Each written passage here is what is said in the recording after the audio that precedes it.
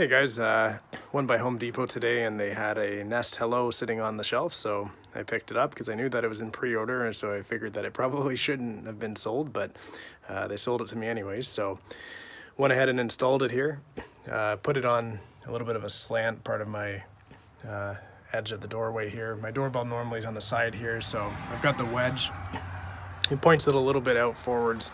Even if I'm standing right here up at the door, it actually can see my entire body, which is good, because I was worried that because of the placement it may not work well for me. So when I walk up, the light turns on here. I can go push the button and I get a notification on my phone here, and then when I get that notification I can go ahead and say we'll be right there. Just a sec, we'll be right there.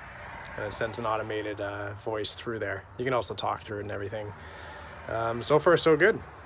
Seems like a pretty solid product, and it was an easy installation.